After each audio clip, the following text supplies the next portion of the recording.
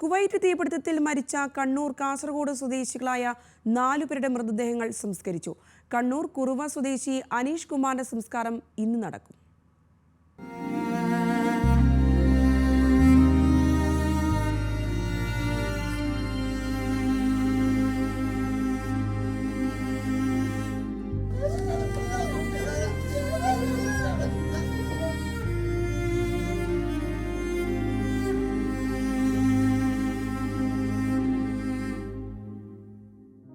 കുവൈറ്റിൽ തീപിടുത്തത്തിൽ മരിച്ച കണ്ണൂർ കാസർഗോഡ് ജില്ലകളിലെ 5 പേരുടെയും മൃതദേഹം സ്വന്തം നാടുകളിലേക്ക് എത്തിച്ചപ്പോൾ നാടാകെ സങ്കടക്കടലിലായി. വൈകിട്ട് 6:30 ധർമ്മടം സ്വദേശി വിശ്വാസ് കൃഷ്ണയുടെ മൃതദേഹമാണ് ആദ്യം വീട്ടിലെത്തിച്ചത്. കാത്തുനിന്ന ജനസഞ്ചയം പ്രിയപ്പെട്ടവന് ആദരാഞ്ജലി അർപ്പിച്ചു. KPCC president K. Sudhakaran, BJP നേതാവ് PK കൃഷ്ണദാസ്, CPM ജില്ലാ secretary MV Jayarajan, KK Shailaja MLA തുടങ്ങിയവർ ആദരാഞ്ജലികൾ അർപ്പിച്ചു.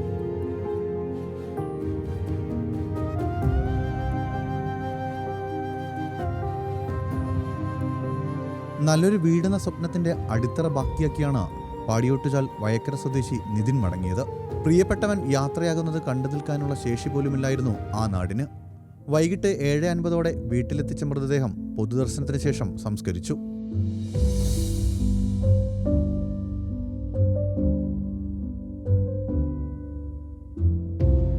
ദീർഘകാലത്തെ പ്രവാസ ജീവിതം അവസാനിപ്പിച്ച് തിരിച്ചുവരാമെന്ന് സുഹൃത്തുക്കളോട് പറഞ്ഞ് കഴിഞ്ഞ മാസം 15-ന് മടങ്ങിയ കണ്ണൂർ കുറുവയിലെ UK അനീഷ് കുമാർ AKG ആശുപത്രിയിലെ മോർച്ചറിയിൽ ചേതനേറ്റ് കിടക്കുമ്പോഴും അമ്മയും ഭാര്യയും ആ മരണവിവരം അറിഞ്ഞിരുന്നില്ല.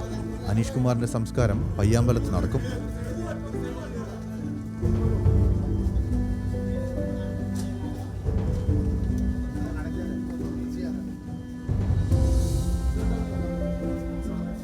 കാസർഗോഡ് തൃക്കരിപ്പൂർ സ്വദേശി കേളു പൊന്മലേരിയുടെ മൃതദേഹം കാലിക്കടവിലാണ് സംസ്കരിച്ചത്. 2 വർഷത്തിനപ്പുറം പ്രവാസം അവസാനിപ്പിച്ച് തിരിച്ചുവരാൻ കൊതിച്ച കേളു നേരത്തെ എല്ലാം അവസാനിപ്പിച്ച് തിരിച്ചെത്തിയപ്പോൾ കണ്ണീരല്ലാതെ മറ്റൊന്നും ഇളമ്പച്ചി എന്ന ഗ്രാമത്തിൽ കാണാനായില്ല. ചെർക്കള സ്വദേശി രഞ്ജിത്തിന്റെ മൃതദേഹം 9 മണിയോടെയാണ് സ്വന്തം വീട്ടിലെത്തിച്ചത്.